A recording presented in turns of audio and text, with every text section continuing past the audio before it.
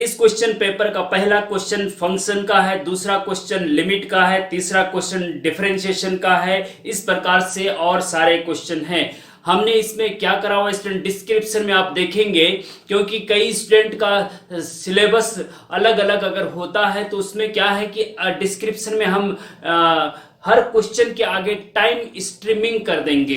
कैसे, जैसे मान ला क्वेश्चन नंबर 1 1 मिनट से शुरू हो रहा है, तो आप उस क्वेश्चन के आगे का टाइम टच करेंगे तो वही क्वेश्चन शुरू हो जाएगा। उससे आपको फायदा ये होगा कि जो आपके सिलेबस में है वही क्वेश्चन आप पढ़ेंगे। फिर एक बार बहुत important question paper, polytechnic diploma semester exam 2020 summer का एक अप्लाइड मैथ सेकंड का question paper student very important है आपके आने वाले एग्जाम के लिए। और इसमें आप एक एक क्वेश्चन को हम अच्छे से करवाएंगे और एक एक क्वेश्चन को आप अच्छे से ध्यान से देखेंगे और डिटेल लेक्चर हम डिस्क्रिप्शन में भी लिंक दे देंगे। तो मैथ्स गुरुजी नोटियाल चैनल पे आपका स्वागत है। तो चलिए लेक्चर शुरू करते हैं। क्वेश्चन नंबर 1 देखिए student, if fx is equal to x upon x minus 1 find the value of f0। हाँ, fx की वैल्यू आपको दे रखी है और f0 का मान आपको ज्ञात करना है। ये यहाँ पे स्क्रीन पे भी क्वेश्चन दिख रहा होगा। देखिए स्टूडेंट, ये क्वेश्चन कैसे करना है कि जब चूंकि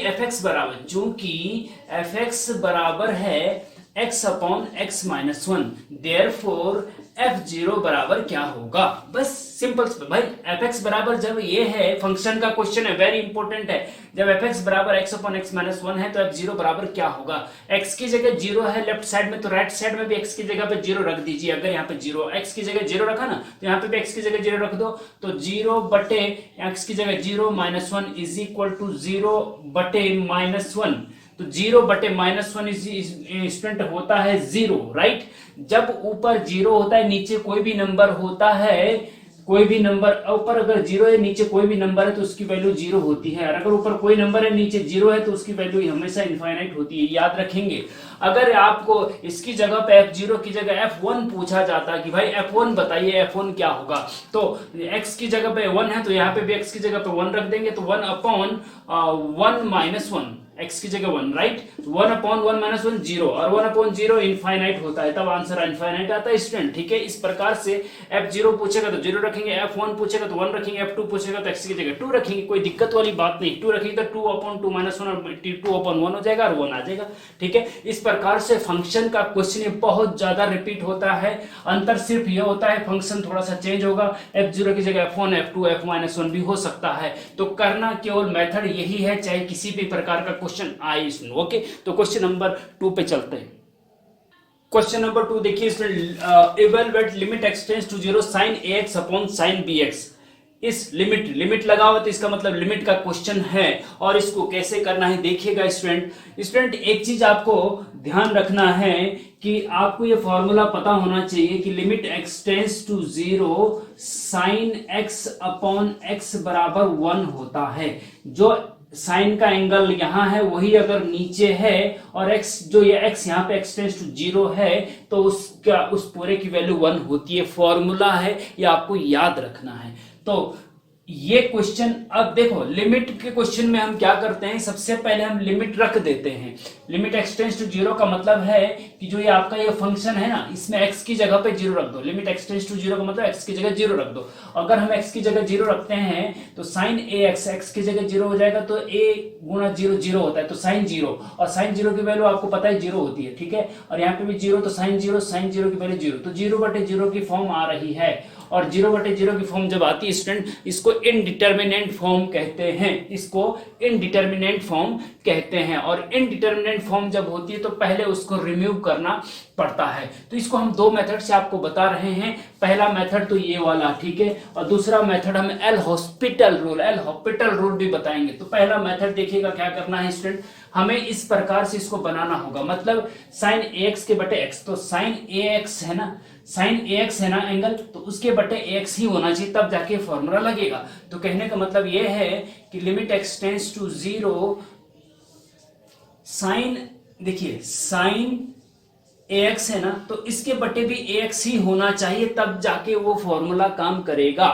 अब जब हमने ax अपनी तरफ से रखा तो गुणा में ax अपनी तरफ से कर, ax बटे में भी है, इंटू में भी, ax से x कट जाएगा, साइन x रहेगा, तो साइन x को हमने ऐसा लिख दिया। ठीक है जी। अच्छा, साइन bx को भी, साइन bx का फॉर्मूला भी तभी काम करेगा जब साइन bx की नीचे bx होगा, और जब नीचे रखा तो बैलेंस करने के लिए हमने bx का मल्टीप्लाई भी कर दिया। कोई दिक्कत नहीं जी, राइट। अच्छा, अब देखेंगे यहाँ पे x, ये अलग है, हाँ ये अलग है, इंटू, हाँ x से x कट जाएगा, a बटे b, देखिएगा a बटे b, a कांस्टेंट है स्टूडेंट, b भी कांस्टेंट है। जब लिमिट x टेंड्स टू है तो x के अलावा सारे कांस्टेंट होते हैं। a लिमिट से, जो कांस्टेंट होता है उसको लिमिट से बाहर निकाल सकते हैं हम, a को बाहर लेके आओ और b को यहाँ पे बाहर लेके आओ तो a बटे b हो जाएगा। ठीक है जी। अब लिमिट जो होती है ना student, limit x tends to 0 है, ये पूरे फंक्शन में है, और ये अलग फंक्शन है और ये अलग फंक्शन है। तो लिमिट जो पहले पूरे फंक्शन में थी उसको हम अलग अलग लगा सकते हैं, ये प्रॉपर्टी है लिमिट की। इस लिमिट को यहाँ पे भी लगा सकते हैं और इस लिमिट को यहाँ पे भी लगा सकते हैं। ठीक है जी, तो अलग अलग लगा दीजिए। Limit x tends to 0 sine ax upon ax। ठीक है जी, एक तो ये हो गया, upon limit x tends to 0 sine bx upon bx, ये हो गया जी। ठीक है जी।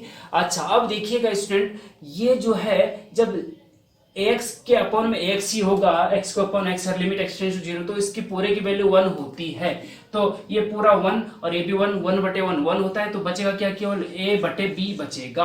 क्या बचेगा, a बटे b बचेगा केवल। ठीक है स्टूडेंट, ये तो था फर्स्ट मेथड। अब और इजी मेथड हम इसका बताते हैं, अगर यहाँ पे समझ में नहीं आ रहा है तो देखिएगा इजी मेथड इसका क्या होगा। देखो इसमें क्या है कि स्टूडेंट एल हॉस्पिटल रूल एक होता है, एल हॉस्पिटल रूल जो होता है ना, एल हॉस्पिटल रूल केवल तब काम करता है जब 0 बटे 0 और इनफाइनाइट बटे इनफाइनाइट की इनडिटर्मिनेट फॉर्म होती है। इन दो में से कोई एक जब होती है फॉर्म तो एल हॉस्पिटल रूल काम करता है। तो यहाँ पे 0 बटे 0 की फॉर्म है तो एल हॉस्पिटल रूल लगा लीजिए। ठीक है जी। तो बाई, हम इसी को आगे कर रहे हैं, by L hospital, second method, by L hospital rule या एल हॉस्पिटल रूल पढ़ देते हैं इसको, राइट। अब देखिएगा एल हॉस्पिटल रूल क्या होता है, लिमिट x टेंड्स टू तो 0 ही रहेगा, कोई दिक्कत नहीं, लेकिन जो उसके अंदर है फंक्शन ऊपर और नीचे, उनका डिफरेंशिएशन होता है दोनों का, उनका डिफरेंशिएशन होता है दोनों का अलग अलग। ठीक है, इसी को एल हॉस्पिटल रूल कहते हैं। पहले जो अंश में है, न्यूमरेटर में है, उसका डिफरेंशिएशन करो विद रिस्पेक्ट टू x और यहाँ पे लिख दो, फिर डिनोमिनेटर में है उसका डिफरेंशिएशन करो विद रिस्पेक्ट टू x यहाँ पे लिख दो, वही एल हॉस्पिटल रूल होता है। और वो तब तक डिफरेंशिएशन करते जाते हैं जब तक कि 0 बटे 0 या इनफाइनाइट बटे इनफाइनाइट जो भी इनडिटरमिनेट फॉर्म है वो रिमूव नहीं हो जाती, तब तक करते रहते हैं। ठीक है। अच्छा, तो साइन ax का डिफरेंशिएशन क्या होता है, साइन x का डिफरेंशिएशन cos x होता है, तो साइन ax का cos ax होगा, cos ax इंटू फिर ax का फिर से करते हैं, चेन रूल आपको डिफरेंशिएशन में पता होना चाहिए, डिटेल लेक्चर देख लीजिएगा। ax का डिफरेंशिएशन a हो जाएगा क्योंकि x का 1 हो जाता है, a कांस्टेंट है। ठीक है जी। अच्छा, अब नीचे का भी करिए, साइन bx का डिफरेंशिएशन cos bx होता है और इनटू फिर bx का करेंगे तो x का 1 हो जाएगा, b बचेगा केवल। ठीक है जी। अच्छा, अब a और b कांस्टेंट है, ये तो बाहर आ जाएंगे, अंदर क्या बचेगा, अंदर बचेगा into limit x tends to 0 और अंदर बचेगा cos ax upon cos bx। ठीक है। अच्छा, ध्यान से देखिएगा, बहुत इंपॉर्टेंट है, राइट। अच्छा, ये हो गया। अच्छा, अब देखिएगा a अपॉन b अपनी जगह पे है, अब लिमिट लगा दो, लिमिट लगाने का मतलब होता है लिमिट x टेंड्स टू 0, मतलब x की जगह पे 0 रख दो अंदर फंक्शन में तो लिमिट लग जाती है, फिर तब यहाँ से लिमिट नहीं लिखते फिर। ठीक है, तो x की जगह 0 रखेंगे तो a into 0 0 cos 0 degree upon नीचे भी cos 0 डिग्री हो जाएगा, और a अपॉन b cos 0 का मान 1 होता है और cos 0 का मान 1 होता है, तो ये 1 अपॉन 1 तो a अपॉन b आपका आंसर आ जाएगा। ठीक है, तो इस प्रकार से स्टूडेंट इसको दोनों मेथड से कर सकते हैं, a अपॉन b यहाँ पे भी आया है और a अपॉन b यहाँ पे भी आया है, तो इसको एल हॉस्पिटल रूल से भी कर सकते हैं, और जो फार्मूला हमने sine limit x tends to 0 sine x upon x equal to 1 का बताया है उससे भी कर सकते हैं, जो आपको अच्छा लगता है उससे आप कर लीजिए। तो next question, question number 3, right down the derivative of the function y is equal to x cos x with respect to x। मतलब x के सापेक्ष जो है इस फंक्शन का y is equal to x into cos x का differentiation करना है। स्क्रीन पे क्वेश्चन दिख रहा होगा, ये हिंदी और इंग्लिश दोनों में स्टूडेंट, ठीक है। देखिएगा आपके पास जो फंक्शन दे रखा है गिवन दैट, वो क्या है, गिवन दैट। देखिए डिफरेंशिएशन कैसे करते हैं, गिवन फंक्शन का डिफरेंशिएशन डेरिवेटिव, राइट। तो आपके पास क्या दे रखा है, y is equal to x into cos x, ठीक है। देखिए x cos x का मतलब होता है x इंटू कॉस एक्स। तो इसमें देखिएगा स्टूडेंट दो फंक्शन है, x अपने आप में एक फंक्शन है और cos x अपने आप में दूसरा फंक्शन है, ठीक है। जब दो फंक्शन मल्टीप्लाई में होते हैं तो उनका डिफरेंशिएशन कैसे होता है, ध्यान देंगे। अब देखिएगा हमें y का डेरिवेटिव निकालना है विद रिस्पेक्ट टू x, हाँ। तो y का differentiation with respect to x करेंगे, ठीक है। डिफरेंशिएशन का क्वेश्चन है यहाँ, differentiation with respect to x। तो y का डिफरेंशिएशन जब x के सापेक्ष करेंगे स्टूडेंट तो dy बटे dx आएगा। नीचे dx आता है, जब x के रिस्पेक्ट में करते हैं ना तो d अपॉन dx लग जाता है y के साथ, तो dy बटे dx हो जाता है, ठीक है। तो इधर भी d अपॉन dx लगेगा। d अपॉन dx का मतलब होता है x के रिस्पेक्ट में डिफरेंशिएशन। यहाँ पे भी d अपॉन dx लगा था y के साथ, तो dy बटे dx हो गया।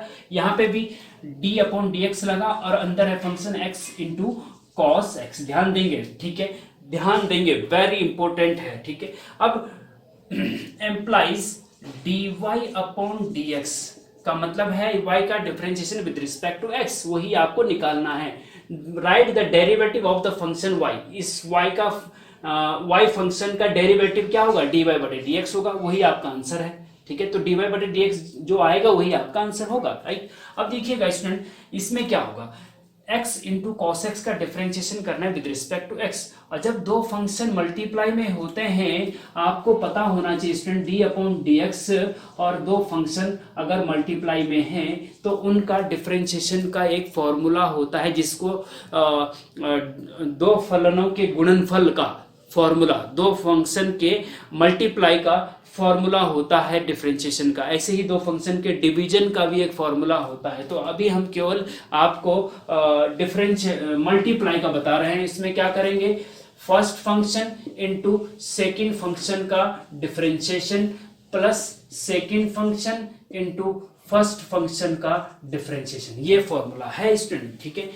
First function as it is रखते हैं और सेकंड फंक्शन का डिफरेंशिएशन कर देते हैं with respect to x, plus फिर second function as it is रखेंगे और फर्स्ट फंक्शन का डिफरेंशिएशन कर देते हैं। याद रखेंगे इस फॉर्मूले को। और स्टूडेंट अगर इसकी जगह पे बटे वाला आ गया, first function upon second function का डिफरेंशिएशन आ गया, तो उसमें क्या करते हैं, अंश हर सबसे पहले नीचे वाला, हर अंश ऊपर नीचे, हाँ, न्यूमरेटर डिनोमिनेटर, सबसे पहले डिनोमिनेटर लिखते हैं हर इंटू अंश का डिफरेंशिएशन, मतलब नीचे वाला फंक्शन इंटू ऊपर वाले फंक्शन का डिफरेंशिएशन, फिर माइनस ऊपर वाला फंक्शन इंटू नीचे वाले फंक्शन का डिफरेंशिएशन और अपॉन नीचे वाले फंक्शन का होल स्क्वायर, ठीक है। या इसको ऐसे भी पढ़ते हैं हम, हर इंटू अंश का डिफरेंशिएशन माइनस अंश इंटू हर का डिफरेंशिएशन बटे हर का स्क्वायर, ठीक है। इस प्रकार से भी आप पढ़ सकते हैं और न्यूमरेटर और डिनोमिनेटर के हिसाब से भी आप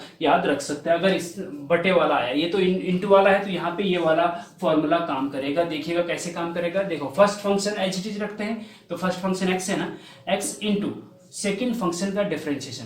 cos x का डिफरेंशिएशन क्या होता है स्टूडेंट, आपको पता होना चाहिए। sin x का डिफरेंशिएशन cos x होता है, तो cos x का क्या होता है, माइनस sin x होता है। ये याद रखेंगे स्टूडेंट। मैं एक बार आप ये चीज बार बार बोलता हूँ, जब भी आप एग्जाम सेंटर में जाते हैं या एग्जाम हॉल में बैठते हैं तो आधा एक घंटा पहले जाइए, कम से कम आधा घंटा पहले आप एग्जाम हॉल में एंटर कर लीजिए और बैठ जाइए तसल्ली से। थोड़ा अनुलोम विलोम करिए, डीप ब्रीथिंग से क्या होता है कि दिमाग शांत हो जाता है और दिमाग अच्छा काम करता है। और जब जल्दीबाजी में आप एग्जाम हॉल के अंदर एंटर करते हैं तो जो याद भी होता है वो भी भूल जाते हैं। और दूसरी बात, जब आप आधा घंटा पहले एंटर करेंगे एग्जाम हॉल में तो आप क्या करेंगे कि जैसे आपको कॉपी मिलती है, पेपर मिलने से आधा घंटे पहले कॉपी मिल जाती है, तो आप पीछे वाले पेज में सारे के सारे जितने भी आपके फॉर्मूले याद हैं दिमाग में उनको पीछे एक साथ लिख डालो एक बार, क्योंकि बाद में फिर भूल जाते हैं। जैसे cos x का डिफरेंशिएशन माइनस sin x होता है, sin x cos x होता है, ऐसे करके सारे लिख डालो, राइट। तो first function into second function का डिफरेंशिएशन कर दिया हमने, फिर प्लस है बीच में, second function as it is लिखते हैं, सेकंड फंक्शन cos x है इंटू फर्स्ट फंक्शन x है, x का डिफरेंशिएशन 1 होता है, ठीक है जी, ये हो गया। और ये आपका आंसर आ जाएगा। और x into minus sine x क्या हो जाएगा, minus x into sine x हो जाएगा, और plus cos x into 1 cos x हो जाएगा। तो ये आपका आंसर हो जाएगा, ठीक है। तो dy बटे dx की वैल्यू क्या आएगी, मतलब ये जो फंक्शन है इसका डेरिवेटिव क्या है, minus x into sine x plus cos x, यही आपका आंसर होगा। इस प्रकार से डिफरेंशिएशन के क्वेश्चन आप करेंगे स्टूडेंट। नेक्स्ट क्वेश्चन देखिए student, question number 4, find the slope of the tangent to the curve x square plus 3y प्लस y square is equal to 5 at point 1,1। Tangent स्पर्श रेखा डिफरेंशिएशन का क्वेश्चन स्टूडेंट, आपको slope निकालना है। मतलब कहने का ये है कि जैसे कि मान लीजिए आपको ये x एक्सिस दे रखी है, y एक्सिस दे रखी है, और ये कोई कर्व है x स्क्वायर प्लस 3y प्लस वाई स्क्वायर इक्वल टू 5। ये मान लीजिए ये आपका एक ये वाला कर्व का इक्वेशन है, इस इक्वेशन का कर्व मान लीजिए ये है, राइट। अब इसका कोई पॉइंट ले लीजिए 1,1, हाँ, यहाँ पे हम कोई पॉइंट P ले लेते हैं और इसके कोऑर्डिनेट 1,1 है मान लीजिए। तो इस पॉइंट पर वो कह रहा है कि इस पॉइंट पर जो स्पर्श रेखा है, टेंजेंट है, उसका स्लोप बताना है। स्पर्श स्लोप ऑफ द टेंजेंट, इसको टेंजेंट कहते हैं स्टूडेंट, ठीक है। कोई P पॉइंट पर स्पर्श रेखा या स्लोप जो है इस स्पर्श रेखा का की ढाल बतानी है। क्या बतानी है, ढाल बतानी है, और उसको स्टूडेंट m से या dy बटे dx से डिनोट करते हैं। dy बटे dx की वैल्यू जो होती ना, जो स्लोप होता है, स्लोप बराबर m से भी डिनोट करते हैं, और m बराबर जब डिफरेंशिएशन की बात आती है तो m बराबर dy बटे dx होता है एट पॉइंट x1, y1, और x1 y1 यहाँ पे 1 1 है, x1 y1 यहाँ पे 1 1 है। और आपको dy बटे dx, कुल मिला के बात यह है कि अगर आपको स्लोप ऑफ द टेंजेंट निकालना है तो पहले dy बटे dx निकालना पड़ेगा गिवन फंक्शन का। क्या करेंगे, स्लोप, जब भी स्लोप कोई कर्व दे रखा है आपको और बोला जाता है कि उस कर्व पर स्पर्श रेखा की ढाल या स्लोप ऑफ टेंजेंट ज्ञात करो, तो जो कर्व दे रखा है वहां सबसे पहले dy बटे dx निकालो, और जो dy बटे dx निकलेगा उसमें x और y की जगह 1 1 रख दो, x की जगह 1 y की जगह 1 रख दो, तो आपका स्लोप निकल जाएगा, ठीक है स्टूडेंट। तो क्या करेंगे आप देखिएगा स्टूडेंट, यहाँ पे देखिएगा, जरा ध्यान से देखना आप कि आपके पास गिवन कर्व दे रखा है। क्या given curve, given curve is, क्या है given curve, x square plus 3y प्लस वाई स्क्वायर बराबर 5 है, ठीक है। अब हमें स्लोप चाहिए तो हमें dy बटे dx चाहिए। तो अब dy बटे dx कैसे मिलेगा, जब इस पूरे का जो फंक्शन दे रखा है उसका differentiation with respect to x करेंगे।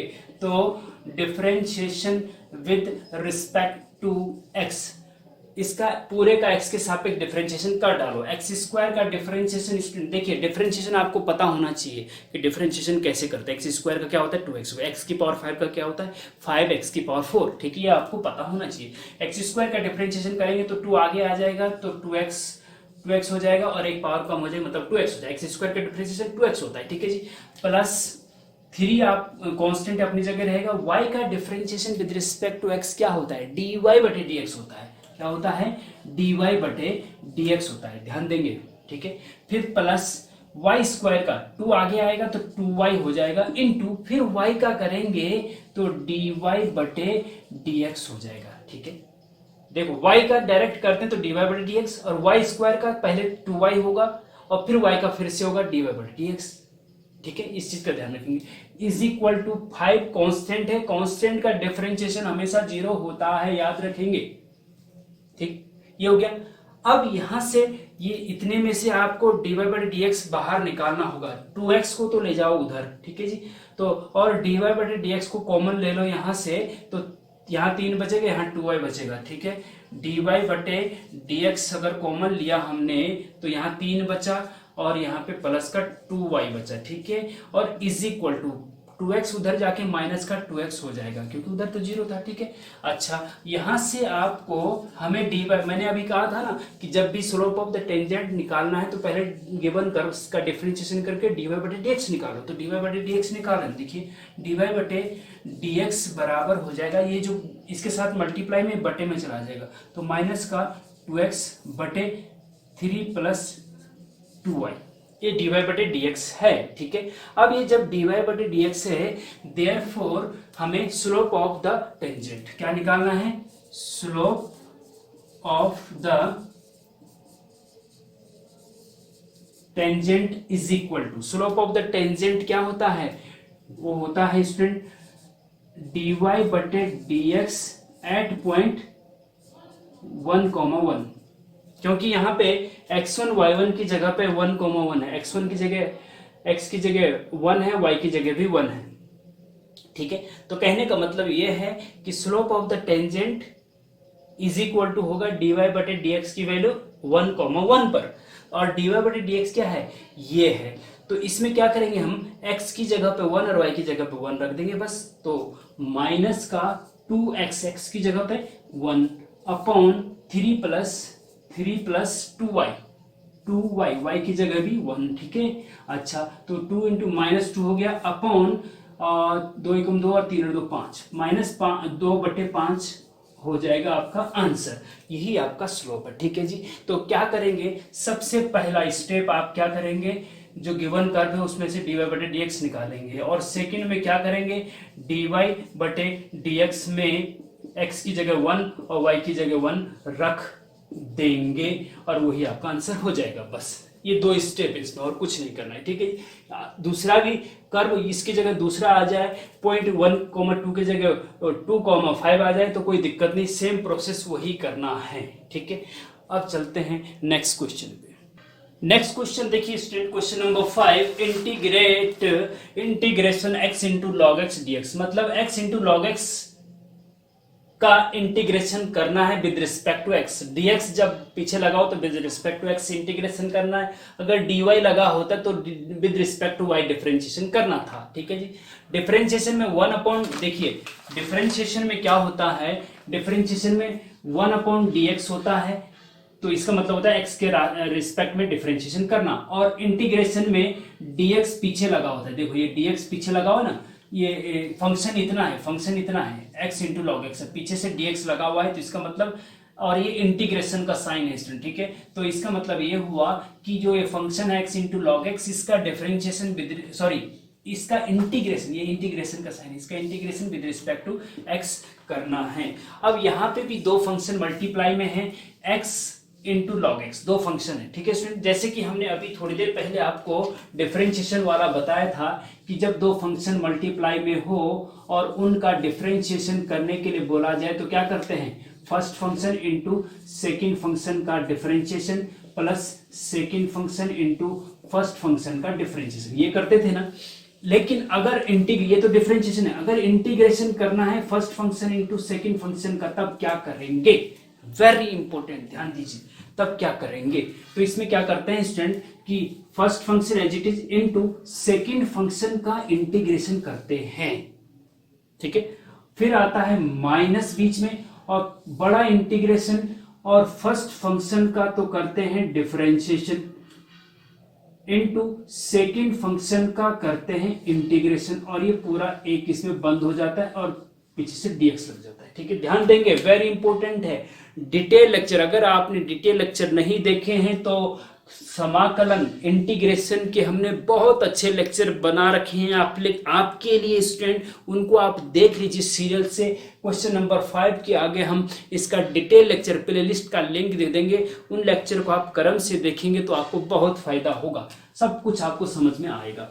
तो इंटीग्रेशन में फर्स्ट और सेकंड फंक्शन अगर दे रखा हो तो first function into second function का इंटीग्रेशन माइनस फर्स्ट फंक्शन का डिफरेंशिएशन, सेकंड फंक्शन का इंटीग्रेशन और फिर पूरे का इंटीग्रेशन। ठीक है, इसको आप याद रखेंगे, डिटेल लेक्चर में आप अच्छे से समझ में आएगा अगर यहाँ पे कुछ दिक्कत हो रही है तो। ठीक है, लेकिन इसमें आइलेट, ILATE, आइलेट के अनुसार फर्स्ट और सेकंड फंक्शन मानना पड़ता है। ऐसा नहीं कि यहाँ फर्स्ट एक्स, यहाँ पे एक्स फर्स्ट फंक्शन दे रखा है तो फर्स्ट फंक्शन ये मान लो और सेकंड फंक्शन ये मान लो, लेकिन फर्स्ट फंक्शन उसको मानना चाहिए जिसका डिफरेंशिएशन इजी हो और सेकंड फंक्शन उसको मानना चाहिए जिसका इंटीग्रेशन इजी हो। log x का इंटीग्रेशन हमें नहीं पता, लेकिन log x का डिफरेंशिएशन पता है, तो सेकंड फंक्शन का इंटीग्रेशन होता है ना, तो सेकंड फंक्शन जब log x का इंटीग्रेशन पता ही नहीं है, डायरेक्ट है ही नहीं कुछ, तो इसको सेकंड फंक्शन क्यों माने हम, इसको हमें फर्स्ट फंक्शन मानना चाहिए और इसको x को सेकंड मानना चाहिए। वैसे भी आइलेट के अनुसार x का मतलब algebraic function, a algebraic, log का मतलब लॉग फंक्शन मतलब l मतलब लॉग, तो पहले लॉग आएगा और तब आपका एल्जेब्रिक आएगा, तो पहले लॉग आएगा तब एल्जेब्रिक। देखिएगा is equal to integration log x पहले लिख दो, कोई दिक्कत नहीं, log x इनटू x। ठीक है, अब ये फर्स्ट फंक्शन log x हो गया और सेकंड फंक्शन आपका x हो गया और विद रिस्पेक्ट x इसका इंटीग्रेशन करना है। देखिए वेरी इंपॉर्टेंट क्वेश्चन, ध्यान देंगे आप, ध्यान देंगे, वेरी इंपॉर्टेंट है। इज इक्वल टू, यही फॉर्मूला लगा दो, first function into second function का इंटीग्रेशन, तो फर्स्ट फंक्शन तो एज इट इज रखेंगे इंटू सेकेंड फंक्शन का इंटीग्रेशन। देखिए x का इंटीग्रेशन क्या होता है, हम डायरेक्ट लिख दे रहे हैं, x का इंटीग्रेशन x² 2 होता है। x का डिफरेंशिएशन तो 1 होता है, लेकिन इंटीग्रेशन x² 2 होता है। इंटीग्रेशन में पावर बढ़ जाती है, एक जो होता है ना उसका इंटीग्रेशन, जिस एल्जेब्रिक फंक्शन का पावर बढ़ जाती है और जो पावर होती है वही बटे में भी लिख दी जाती है। ठीक है, डिटेल लेक्चर के लिए आपको हमारे इंटीग्रेशन के प्लेलिस्ट में जाना होगा। फिर first function into second function का इंटीग्रेशन माइनस बड़ा इंटीग्रेशन और ब्रैकेट के अंदर फर्स्ट फंक्शन का डिफरेंशिएशन, किसका डिफरेंस, log x का डिफरेंशिएशन क्या होता है, 1/x होता है, ये आपको पता होना चाहिए, इनटू सेकेंड फंक्शन का इंटीग्रेशन, x का इंटीग्रेशन ये x² 2 और पीछे से dx लग जाएगा। ठीक है जी, कोई दिक्कत नहीं। अब आप चाहो तो x² 2 इंटू पहले लिख दो और फिर इंटू log x लिख दो। ठीक है जी, माइनस यहाँ पे आप देखेंगे x नीचे से एक x कट जाएगा तो x/2 बचेगा, 2 कांस्टेंट है उसको बाहर ले जा सकते हैं इंटीग्रेशन के। ठीक है, तो 1/2 बाहर आ गया, अंदर क्या बचा इंटीग्रेशन में, x बचा और dx। ठीक है जी, अच्छा अब देखिए x² 2 into log x minus 1/2 into x का इंटीग्रेशन x² 2 होता है, x² 2 और प्लस c जो है इंटीग्रेशन में, अनिश्चित समाकलन में, इनडेफिनिट इंटीग्रेशन, जब लिमिट नहीं होती इंटीग्रेशन की उसको इनडेफिनिट इंटीग्रेशन कहते हैं, तो प्लस c लगता ही लगता है। तो ये आपका आंसर यहीं पे खत्म कर दीजिए। चाहो तो आप 2 का मल्टीप्लाई x² 4 कर दो यहाँ पे और एज इट इज रहेगा। तो इस प्रकार से स्टूडेंट ये इंटीग्रेशन का क्वेश्चन है, वेरी इंपॉर्टेंट क्वेश्चन है, बहुत अच्छे से प्रैक्टिस कर लीजिए और इससे मिलते जुलते क्वेश्चन और भी आप प्रैक्टिस कर लेंगे तो बहुत अच्छा रहेगा। अब चलते हैं नेक्स्ट क्वेश्चन पे, क्वेश्चन नंबर 6 पे। नेक्स्ट क्वेश्चन देखिए student, determine the order and degree of the differential equation d2y/dx² minus 5dy/dx plus 6y is equal to sin x। Screen पे क्वेश्चन दिख रहा होगा, ये आपको डिफरेंशियल इक्वेशन दे रखी है और इस डिफरेंशियल इक्वेशन अवकल समीकरण दे रखी है और इस अवकल समीकरण का आपको ऑर्डर भी निकालना है और डिग्री भी निकालना। ऑर्डर मतलब कोटि और डिग्री मतलब घात, ये दोनों चीज आपको इस अवकल समीकरण की निकालनी है स्टूडेंट। और देखिए स्टूडेंट, अवकल समीकरण के बारे में डिटेल लेक्चर हमने अपलोड ऑलरेडी करे हुए हैं, उनको आप देख सकते हैं अगर यहाँ पे समझने में कुछ दिक्कत आ रही है तो। देखिएगा इसमें क्या करेंगे, ऑर्डर, देखिए एक होता है ऑर्डर, इसको हिंदी में कहते हैं स्टूडेंट कोटि। इस डिफरेंशियल इक्वेशन का ऑर्डर बताओ और इस डिफरेंशियल इक्वेशन का डिग्री बताओ, मतलब घात बताओ क्या होगा। ठीक है जी, अच्छा अब ऑर्डर क्या होता है, ऑर्डर होता है जो डिफरेंशियल इक्वेशन है ना वो कितनी बार डिफरेंशिएट हो रखी है मैक्सिमम। dy/dx का मतलब होता है एक बार डिफरेंशिएशन, और जब यहाँ पे d2y/dx² आता है तो इसका मतलब 2 बार डिफरेंशिएशन। अगर d3y/dx³ आता है तो इसका मतलब होता है 3 बार डिफरेंशिएशन। तो ये एक बार डिफरेंशिएट है, ये 2 बार डिफरेंशिएट हो रखा है। ठीक है जी, तो जो मैक्सिमम बार डिफरेंशिएशन हो रखा है वही ऑर्डर कहलाता है। तो 2 बार हो रखा है मैक्सिमम, तो ऑर्डर इसका 2 हो गया। ठीक, बस ऑर्डर क्या हो गया, 2 हो गया। और डिग्री क्या होती है, डिग्री होती है मैक्सिमम ऑर्डर। जो ये मैक्सिमम ऑर्डर है ना, इसकी होल पावर क्या है, अगर इसकी होल पावर कुछ नहीं है मतलब 1 है, तो डिग्री हो जाएगी आपकी 1। ये आपका आंसर हो जाएगा। बस जो मैक्सिमम ऑर्डर है उसकी होल पावर क्या है, होल पावर यहाँ पे कुछ नहीं दे रखा, मतलब कुछ नहीं का मतलब 1 होता है, तो डिग्री आपका 1। अगर यहाँ पे होल पावर 5 दे रखा होता तो डिग्री आपकी यहाँ पे क्या हो जाती, डिग्री यहाँ पे आपकी 5 होती, क्योंकि मैक्सिमम ऑर्डर की पावर जो होती है वही डिग्री होती है। ठीक है जी, लेकिन यहाँ पे 5 नहीं, कुछ नहीं दे रखा है, तो कुछ नहीं का मतलब 1 होता है, तो ये आपका 1 आंसर होगा। ऑर्डर 2 है इसका और डिग्री 1 है, यही आपका आंसर है। नेक्स्ट क्वेश्चन देखिए स्टूडेंट, क्वेश्चन नंबर 7, इंटीग्रेशन 0 से π/4 ब्रैकेट में sec² x - 1 इंटू dx। मतलब ये जो फंक्शन है ना, इसका इंटीग्रेशन करना है, और जब लिमिट दे रखी है इंटीग्रेशन की, लोअर लिमिट और अपर लिमिट, लोअर लिमिट 0 है, अपर लिमिट π/4 है, तो इसको बोलते हैं डेफिनेट इंटीग्रेशन। देखिए स्टूडेंट, डेफिनेट इंटीग्रेशन को कैसे सॉल्व करते हैं, डिटेल लेक्चर के लिए तो आपको इस क्वेश्चन डिस्क्रिप्शन में जाएंगे, क्वेश्चन नंबर 7 के आगे डिटेल लेक्चर मिल जाएगा। लेकिन जैसे मान लीजिए कि fx है, राइट, fx का इंटीग्रेशन अगर a टू b है, राइट, तो fx का इंटीग्रेशन मान लीजिए कैपिटल fx है। ठीक है, अगर fx का इंटीग्रेशन मान लीजिए कैपिटल fx है, और फिर हम क्या करते हैं, इसका इंटीग्रेशन लिखते हैं, और लोअर लिमिट और upper limit, lower limit a upper limit b ये लिख देते हैं, और एक बार x की जगह पे अपर लिमिट रखते हैं, और फिर बीच में माइनस, फिर लोअर लिमिट रखते हैं, मतलब x की जगह पे अपर लिमिट fb हो जाएगा, माइनस फिर lower limit fb minus f है, यही आपका आंसर होता है। ये डेफिनेट इंटीग्रेशन का मेथड है। ठीक है जी, इसी प्रकार से इसको करेंगे, कैसे करेंगे देखिएगा। अब ये जैसे कि fx का इंटीग्रेशन कैपिटल fx है, ऐसे ही sec² x का और 1 का कुछ इंटीग्रेशन होगा। देखिए tan x का जो डिफरेंशिएशन होता है ना स्टूडेंट, वो होता है sec² x, तो sec² x का इंटीग्रेशन फिर हो जाएगा आपका tan x। डिफरेंशिएशन का उल्टा होता है समाकलन, इंटीग्रेशन। जब tan x का डिफरेंशिएशन sec² x है, तो sec² x का इंटीग्रेशन tan x होता है, उल्टा। हाँ ठीक है, ध्यान रखेंगे, tan x का डिफरेंशिएशन क्या है, sec² x, sec² x का इंटीग्रेशन क्या है, tan x वापस। ठीक है, तो यहाँ पे आप sec² x का इंटीग्रेशन अलग करेंगे, और फिर बीच में माइनस का चिन्ह है, फिर 1 का इंटीग्रेशन अलग करेंगे। ठीक है जी, अब sec² x का इंटीग्रेशन क्या है ये आपको पता होना चाहिए। हमें पता है, हम इसलिए लिख रहे हैं, आपको नहीं पता तो आप नहीं लिख पाएंगे। तो आपको पता होना चाहिए कि sec² x का इंटीग्रेशन tan x होता है, तो यहाँ tan x लिख दिया आपने। ठीक है जी, फिर बीच में माइनस का चिन्ह है, फिर 1 का इंटीग्रेशन x होता है। देखिएगा x का जो डिफरेंशिएशन होता है ना स्टूडेंट, x का जो डिफरेंशिएशन होता है वो 1 होता है, तो जब x का डिफरेंशिएशन 1 है तो 1 का इंटीग्रेशन x होता है। ठीक है, याद रखेंगे इसको, तो 1 का इंटीग्रेशन क्या हो जाएगा, x हो जाएगा। ठीक है जी, तो इस पूरे का इंटीग्रेशन करके लिमिट लगा दो 0 और π/4, लोअर लिमिट और अपर लिमिट। ठीक है, अब हम जैसे कि हमने यहाँ पे बताया, एक बार x की जगह पे अपर लिमिट रखेंगे, फिर बीच में माइनस का चिन्ह, फिर लोअर लिमिट रखेंगे, तो x और x दोनों की जगह π/4 रखेंगे। ठीक है जी,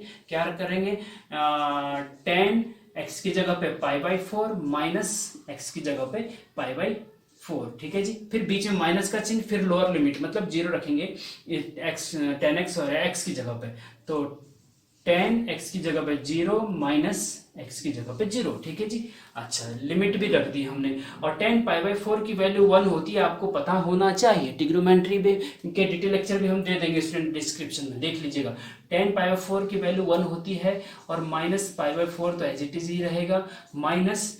अब देखिएगा ये तो एक ब्रैकेट हो गया, दूसरे ब्रैकेट में tan 0 की वैल्यू 0 होती है, 0 माइनस 0 0, पूरा का पूरा 0 हो जाएगा, तो ये आपको 1 माइनस π/4 आएगा, आपका आंसर हो जाएगा। इस प्रकार से स्टूडेंट इंटीग्रेशन वाला क्वेश्चन ऐसा किया जाता है। ठीक है, डेफिनेट इंटीग्रल वाला। हाँ, नेक्स्ट क्वेश्चन देखिए student, question number 8, if y is equal to fx then write down the trapezoidal rule formula for to find integration A to B F x D x, मतलब कि इसको find integration A to B F x D x है, definite integration है student. इसके लिए आपको ट्रिपेजोइडल formula लिखना है, बस कुछ नहीं करना है। अब ट्रिपेजोइडल फॉर्मूला क्या होता है स्टूडेंट, देखिएगा ट्रिपेजोइडल फॉर्मूला, ठीक, ट्रिपेजोइडल फॉर्मूला क्या होता है, देखिए जब भी जैसे कि आपके पास ये है integration A to B F x D X, इसका मान ट्रिपेजोइडल फॉर्मूले से निकालना है। तो ट्रिपेजोइडल फॉर्मूला होता है स्टूडेंट, याद रखेंगे इसको, हिंदी में समलंबी फॉर्मूला भी कहते हैं, ठीक है। h/2, देखिए h क्या होता है, y1 y2 क्या होता है, ये डिटेल लेक्चर में हमने बता रखा है। आप यहाँ पे केवल फॉर्मूला याद रखेंगे फिलहाल। 10 मार्क्स का भी आता है ये कि ट्रिपेजोइडल रूल से पूरा डिटेल निकालने के लिए सिम्पसन 1/3 रूल और ट्रिपेजोइडल रूल, इन दो रूल में से एक रूल आता ही आता है स्टूडेंट, ठीक है। तो सिंपल फॉर्मूला ट्रिपेजोइडल रूल का क्या है स्टूडेंट, h/2 ब्रैकेट में first ordinate plus last ordinate plus 2 times of remaining all ordinate, बस ये इस प्रकार से आप इसको याद रख सकते हैं। First ordinate h/2 first ordinate plus, देखिए मान लीजिए आपके a से लेकर b तक n ऑर्डिनेट हैं, y0 y1, देखिए ये जो y0 है ना इसको y0 पढ़ते हैं, y ऑर्डिनेट होते हैं। हाँ, एरिया निकालने के लिए इसका यूज होता है, ये डिटेल लेक्चर में हम बता चुके हैं। यहाँ पे केवल फॉर्मूला आप याद रखेंगे y0 y0, हाँ y0 या y0, इसको y0 पढ़ते हैं वैसे, ठीक है। y0 एक ऑर्डिनेट है, फिर y1 नॉट के बाद y1, फिर y2, फिर y3 और डैश डैश करके yn तक, ये इतने ऑर्डिनेट हैं, ठीक है। तो अब अगर y0 से yn तक ऑर्डिनेट है तो ट्रिपेजोइडल रूल में कैसे लिखते हैं स्टूडेंट, देखिएगा ऐसे लिखते हैं integration A to B F X. अगर 2 मार्क्स का है, अगर केवल इतना भी लिख दिया आपने तो आपको नंबर मिल जाएंगे, लेकिन अगर ऐसा लिखे तो ज्यादा सही है। h/2, देखिए ट्रिपेजोइडल में h/2 आता है, ठीक है। ब्रैकेट में फर्स्ट ऑर्डिनेट क्या है, y0 है, ठीक है, प्लस लास्ट ऑर्डिनेट क्या है, yn है, ठीक है जी, yn, और फिर प्लस 2 टाइम्स ऑफ जो उसके अलावा जो बचे हुए हैं, ये भी हो गया, ये भी हो गया, इसके अलावा सारे लिख दीजिए, जोड़ दीजिए सबको, y1 से जितने भी ऑर्डिनेट है, y1 plus y2 plus y3 plus dash dash last कौन सा होगा, yn से एक पहले वाला yn-1 वाला होगा, ठीक है जी। तो ये आपका हो गया ट्रिपेजोइडल रूल का फॉर्मूला, याद रखेंगे, वेरी इंपॉर्टेंट है, ठीक है जी। अब और साथ में मैं सिम्पसन 1/3 का भी बता देता हूं स्टूडेंट, ठीक है। सिम्पसन 1/3 रूल भी होता है, ठीक है जी, जैसे ट्रिपेजोइडल होता है ना वैसे ही सिम्पसन 1/3 रूल भी। इस डेफिनेट इंटीग्रेशन को सिम्पसन 1/3 रूल के फॉर्मूले से निकालना है, तो कैसे निकालेंगे, integration A to B F x D X, ध्यान देंगे, इसीलिए सिम्पसन 1/3 रूल में इसलिए बता रहा हूँ स्टूडेंट, हो सकता है इस बार ट्रिपेजोइडल की जगह सिम्पसन आ जाए, या हो सकता है ट्रिपेजोइडल ही आए, तो जो भी आएगा उसको आप आसानी से कर सकें, ये मैं चाहता हूँ स्टूडेंट, ठीक है। तो इसमें क्या होता है कि इसमें h/3 आता है, ध्यान देंगे। अब मैं अंतर से आपको याद भी हो जाएगा, ये ट्रिपेजोइडल में h/2 होता है तो सिम्पसन में h/3 होता है, ठीक है जी। और इसमें भी फर्स्ट प्लस लास्ट होता है, फर्स्ट प्लस लास्ट ऑर्डिनेट लिखते हैं, plus 2 times of even ordinate plus 4 times of odd ordinate का सम, बस ये थोड़ा सा अंतर यहाँ पे है, ठीक है, बस समझने की कोशिश करिए। अब देखो कैसे, यहाँ पे आगे देखेंगे इंटीग्रेशन ए टू, पहले इसको ऐसे लिखा तो इसको भी हम ऐसे लिखेंगे, integration A to B F x D X बराबर h/3 तो रखेंगे ना, h/3 ब्रैकेट में फर्स्ट एंड लास्ट, फर्स्ट है y0 प्लस लास्ट है yn, ठीक है जी, फर्स्ट एंड लास्ट, ठीक है। अगर जितने भी दे रखे, अगर मान लीजिए 5 तक दे रखे तो उस हिसाब से होगा, ठीक है। और 2 टाइम्स ऑफ, ध्यान देंगे 2 times of even, 2 times of even, देखिए हम यहाँ पे एक जगह हमने कहीं पे 2 टाइम्स ऑफ ऑड लिख दिया था, तो स्टूडेंट वो भी गलत नहीं था, कई बार फिर क्वेश्चन पूछा गया स्टूडेंट की तरफ से कि सर ये इसमें आपने ऐसे लिखा, इसमें आपने ऐसे लिखा, दोनों सही थे। कारण ये था कि हमने ये पहला ऑर्डिनेट y1 लिया था वहां पे, अगर 2 टाइम्स ऑफ ऑड करते हैं, लेकिन आप उसको सब भूल जाइए, एक ही याद रखो नहीं तो मिक्स हो जाएगा, y0 से ही शुरू करेंगे तो 2 टाइम्स ऑफ इवन ही आएगा, ठीक है जी। तो 2 टाइम्स ऑफ इवन, अब इवन कौन कौन से हैं, y0 तो ये y2 के बाद क्या होगा, y4 होगा, y2 plus y4 plus y6 plus dash dash dash करके होगा, ठीक है जी। हाँ, और फिर आ जाएगा plus 4 times of odd. Odd क्या है, y1, हाँ y नॉट, तो यहाँ पे y1 से होगा y1 plus y3 plus y5 plus dash dash dash और लास्ट में एंड तक ये जाएगा।